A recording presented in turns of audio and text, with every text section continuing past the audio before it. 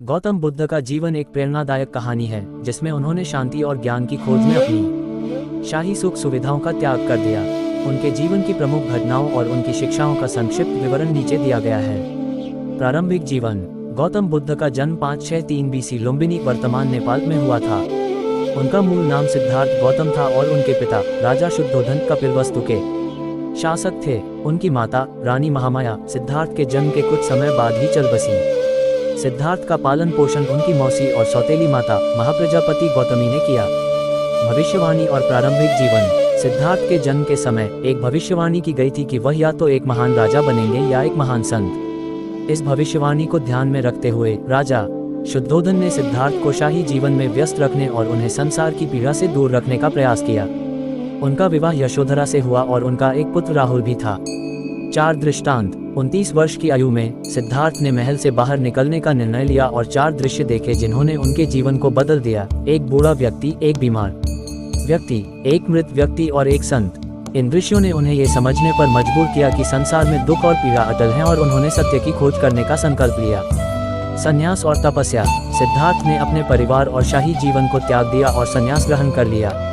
कई वर्षों तक उन्होंने विभिन्न गुरुओं से शिक्षा प्राप्त की और कठोर तपस्या की, लेकिन उन्हें शांति और ज्ञान की प्राप्ति नहीं हुई। ज्ञान की प्राप्ति।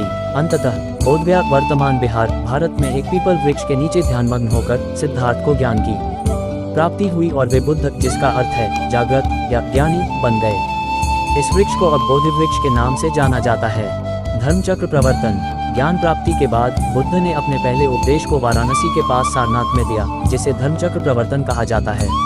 इस उपदेश में उन्होंने 4 आर्य सत्य और अष्टांगिक मार्ग की शिक्षा दी। 4 आर्य सत्य हैं। 1. दुख। जीवन में दुख अवश्यंभावी है। 2. दुख समुदय। दुख का कारण तृष्णा, इच्छा है। 3. दुख निरोध। दुख का निवारण संभव है। 4. दुख निरोध मार्ग। दुख के निवारण का मार्ग अष्टांगिक मार्ग है। अष्टांगिक मार्ग के 8 अंग हैं। 1. सम्यक दृष्टि। 2. सम्यक संकल्प। 3. सम्यक वाणी। 4. सम्यक कर्म। 5. सम्यक आजीविका। 6. सम्यक प्रयास। 7. सम्यक स्मृति। 8. सम्यक समाधि। शिक्षा और मरण। गौतम बुद्ध ने अपने जीवन के शेष वर्ष धर्म के प्रचार में बिताए। उन्होंने पूरे भारत में यात्रा की और अपने अनुयायियों को करुणा, अहिंसा और ध्यान के महत्व की शिक्षा दी। 483 BC में कुशीनगर वर्तमान उत्तर प्रदेश भारत में गौतम बुद्ध का महापरिनिर्वाण हुआ।